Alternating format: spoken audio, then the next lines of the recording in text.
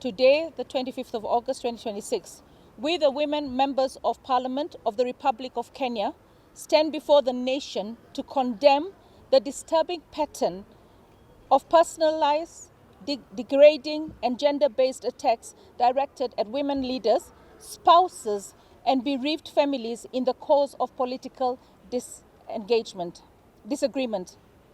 Our concern is not that Honorable Rigathi Gachagua disagrees with women leaders. Political disagreements is legitimate and necessary in any democracy.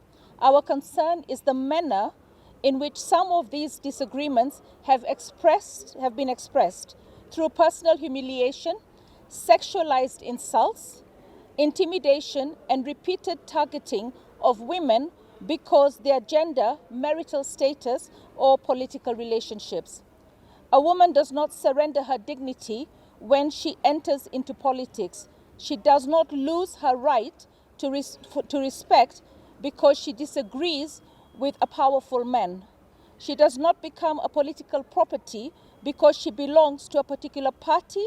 Neither does she become a political weapon merely because she is married to a public official. Our Constitution is very clear. Article 28 recognizes the inherent dignity to every person and the right to have that dignity respected and protected. Article 27 guarantees equality and equal protection before the law. Article 73 reminds all leaders that authority is a public trust to be exercised with integrity, respect, and responsibility. These constitutional protections apply equally to every Kenyan woman. We have witnessed degrading and gendered remarks reportedly directed to Nyandarua County Woman Representative Honorable Faith Gitau. Political leaders are entitled to challenge her decisions, record and political positions, but no disagreement justifies languages intended to shame her sexuality, morality, or womanhood. We have also witnessed Honorable Mary Maingi publicly condemned and labeled as a traitor for exercising her independent political judgment. Her political choices may be debated, but burial ceremonies should never become a platform for humiliating an elected woman leader or inciting hostility against her. We are equally concerned by the repeated introduction of wives and families into political disputes. Honorable Gachagua disagrees with Cabinet Secretary Kipchumba Murkomen. He should address him directly. A wife must never be reduced to a political instrument simply because of the man she married.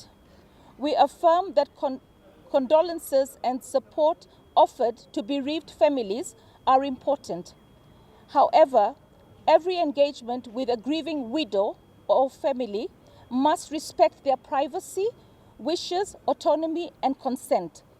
Grief must never become an opportunity for political theater and confrontation. We further note that sustained political attacks against Governor N.Y. Guru, Cecily Mbariri, and Susan Kihika. These governors are public officials and must be held accountable for their policies, decisions, and performance, just like their male counterparts. However, criticism must not descend to gendered intimidation, personal degradation, or the suggestion that women owe political obedience to any man. Women do not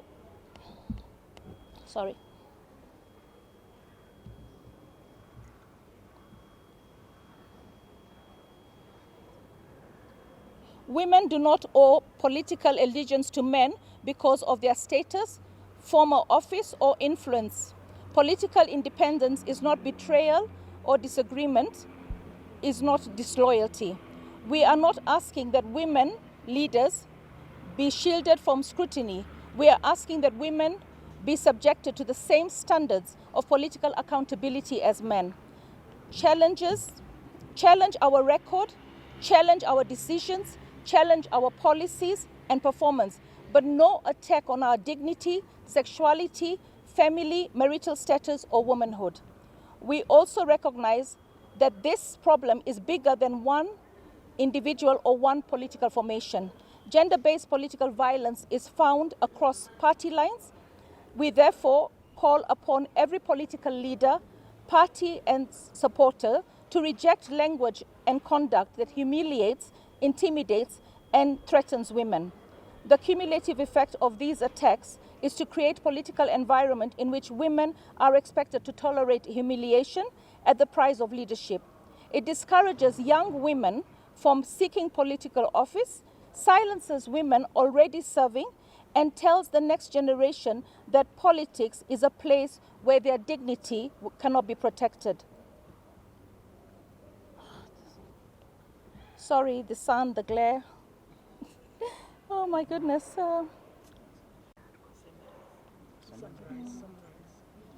Okay. We reject the standard completely. That standard completely. We therefore call upon the Honorable Rigathi Gachagua to acknowledge the harm caused by the degrading gendered remarks attributed to him, to offer an equivocable public apology to the affected women, and to conduct his political engagements with the restraint and responsibility expected from a former Deputy President and national leader. We call on all political leaders and parties to keep their spouses and children and other family members out of political battles unless they independently choose to participate in public affairs. We call upon the National Gender and Equality Commission, the National Cohesion and Integration Commission, political parties and other relevant institutions to speak consistently against gender-based political violence and to act whenever possible, whenever political speeches crosses into intimidation, incitement, and unlawful abuse. We call upon the media and the public not to normalize, celebrate, or amplify misogynistic insults as political entertainment. Our message to Kenyans is clear. Women are not political punching bags. Wives are not political weapons. Women leaders are not political property. Widows are not political props. Bereaved families are not political stages. We can disagree without humiliating women. We can compete without attacking families. We can criticize political decisions without stripping those who make them of their dignity. Let politics be about ideas, policies, accountability, and solutions, not personal humiliation, tribal incitement, violence, and gender-based attacks. Women members of parliament stand united in defense of the dignity, equality, autonomy, and constitutional rights of every Kenyan woman. Women have the right to lead without being punished for being women. We are the tribe of women, and we stand with all the women in Kenya. Thank you. We are saying that we do not want to set a precedence in this country that discourages the girl child from joining politics or contesting for any position. So the trend that we are beginning to see through our leaders concerning the political culture, we do not want to see that being created. So we are saying that a young woman entering politics should not have to fear that her family will become a political target. A woman seeking elective position or an elective office should not believe that humiliation is the price she must pay for leadership. A woman who disagrees with a powerful political figure should not have to choose between her political convictions and her dignity. Women have the right to lead just like men. And we are in a situation where we are fighting, working very hard to ensure that we increase more women in leadership so that we can address the two-thirds gender principle. We are in a situation where we are fighting against the patriarchal and cultural myths against women leadership. So we do not want anything that discourages girls and women from getting into political space. Thank you. Thank you very much. I think for me, this is what I will say, and I will tell every political leader. You see, when we are doing politics, and we start now bringing in our families, it's the time you now start a war that is a very dangerous war. And so I want to plead, especially for us who our mothers come from the mountain, our fathers come from Western. When you tell us where to return the children, we don't know. So I want to plead, let us not go into that direction. We have intermarried, the children don't know these things, let us not put them in. So for me, if we want to kill Kenya, the Kenya we've been trying to say we want it to be tribeless, and we are still going back to the same mistakes that we do, it is going to haunt us. So let us move out from politics of family, who got married where. Those who got married in Western, in Central, in where, you are in Kenya. You know why you got married there, and you know the love that took you there. That's all you understand.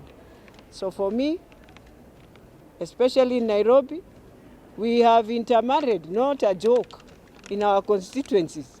We don't know who is a Luo or a Kikuyu or what. We see it, but our children don't know those things. So let us not go that route. And so let us just play our politics. Let us deal with the issues. Yeah? The issues are the ones that will take you to your next level. So let us not go below the belt. It's not so good. It is not so kind. And it doesn't bring Kenya down properly. So God bless you. But let us pray for the women of Kenya. And the women of Kenya, be strong and be bold. Stand firm with the issues you would wish to express yourself with to build Kenya.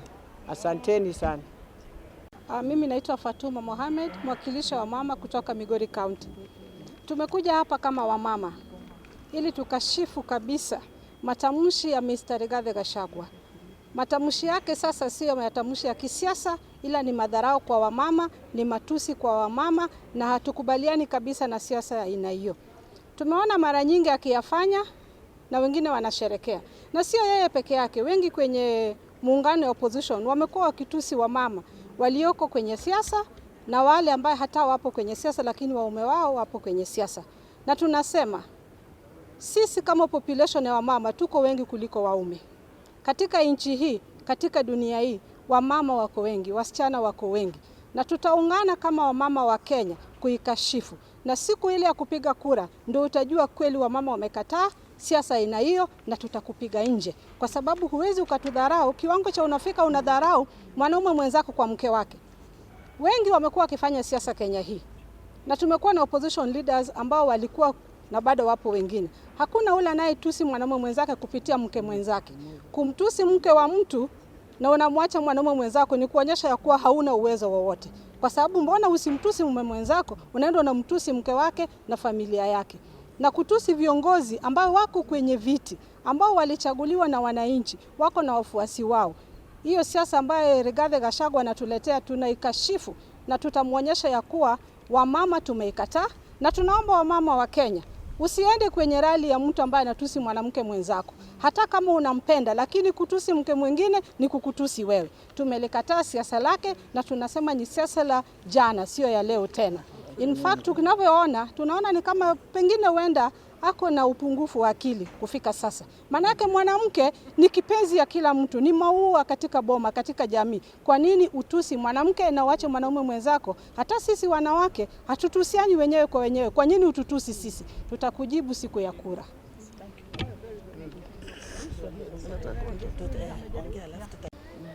Ningetaka tu kuongeza machache. Jambo la kwanza, I'm sure mumeona tumeaddress Gachagua kama honorable. We are honorable leaders and we want him to realize that yeye pia ni kiongozi na tumemheshimu na kumuita honorable, lakini yeye inakaa kama hata ana haja na hiyo title. Jambo lingine ambao tunataka tu kuongeza kilo tena ni ya kwamba all women leaders, sisi wote tu pamoja na tunasimama pamoja, tunapendana. Mtu akitusi mwanamke mmoja ametusi sisi wote, na ametusi kila mwanamke katika nchi yetu ya Kenya. Na pia Rigathi Gachagua anafaa kujua ya kwamba women have equal rights with all the men and every other person in this country. Kuintimidate wa mama ati kwa sababu sisi tuko kwa siasa haitamsaidia. Na ningetaka tu encourage my fellow women leaders, all young aspirants wenye wanakuja. Hii kiwanja ya siasa is not an easy one, but you have to be bold enough and remain focused. Musiwe intimidated ati kwa sababu mtu kama Gachagua anaendelea kutusi sisi. Ninajua ya kwamba hata kwa social media wamama wanakuwa wanatusiwa, women leaders wanatusiwa, lakini ningetaka tu kuconfirm ya kwamba hatutishiki anymore. We are focused, we are bold, and we are ready to face the next action.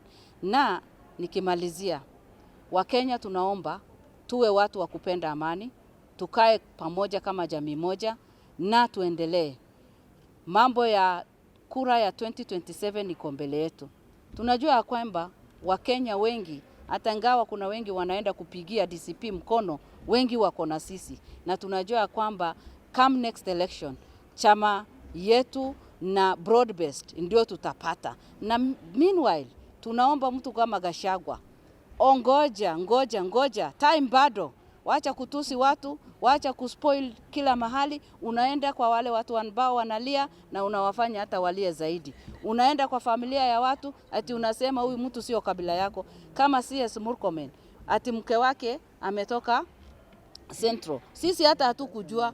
Family matters are family matters. Let us respect families.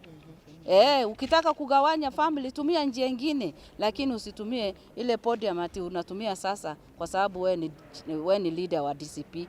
We are not happy and we will not continue tolerating. Tutawapiga, mkitujaribu hivi sisi tutawaongezea. Kwa hivyo we are ready tuko ready kabisa kujiprotect and to protect any other woman. Asanteni. Jambo moja, sisi akina mama ni watu wa kudumisha amani. Na wale wenye wanataka kulete fujo kwa wamama, sisi hatutakubali. Tunangependa kuambia yule alikuwa Deputy President Rigathi, awachane na kina mama. Awachane na wale ambao wameolewa. Mama akiolewa, hiyo boma ni yake, hiyo nyumba ni yake, na anakaa hapo milele na milele. Saa heshimu kama mtu kama Murkomen ni mtoto yake. Huyo bibi anapiga ni daughter in law. Sasa mzee awachane, mzee Rigathi Gachagua awachane na mambo ya wamama. Mama hana boundaries, mama hana ukabila. Mama anaweza olewa Ghana, Nigeria, Amerika, hata Iraq huko. So asiletee wakina mama viongozi mchezo. Vita, sisi si watu wa vita, sisi wakina mama ni watu wa amani. Alafu sisi tukiolewa hatupendi kabila, sisi tunapenda kenye tunaona. Kuna mwingine atasema amependa sura, mwingine amependa vile mtu mwili yake imejijenga. Hakuna mtu anapenda kabila kwa kina mama. Sisi we love the person. Mwingine watangalia physical appearance, mwingine hata atasikia harufu na apende mtu. So hivyo kwa kina mama wakati tuna fall in love, we don't fall in love with a tribe. Na tukienda kwa hiyo boma tunaitwa mama boy. Kwa hiyo boma penye kuna mzee, haijulikani ni kwa huyo mzee, inakuwa kwangu. Unaenda kwa mama boy, sasa hapo ni kwangu. Yaani mzee hata hajulikani ni kwake. Kwa hivyo wamama, wazee, tukiheshimiana sisi sote, jamii itakuwa kamilifu. Asante. Thank you very much. For me, Gachagua has made the biggest mistake ever. You can never insult a woman, because a woman also has a right to live and to lead. To abuse a woman means you are abusing your own mother. You are abusing your sister. You are abusing your daughter. And you are abusing your auntie and your grandmother. Women are the same. And so to abuse one woman, you are actually abusing a whole generation. It's a big curse to abuse a woman who is actually the seed of generations and generations. So I'm also asking him to go slow on his politics. He's too violent in his language. His language leaves a lot to be desired. As a leader, he must control his language. He must demonstrate he's a leader. He respects women. He respects children. And he respects every generation, every tribe. That is what he lacks. As a leader, he must think twice. For 2027, those are the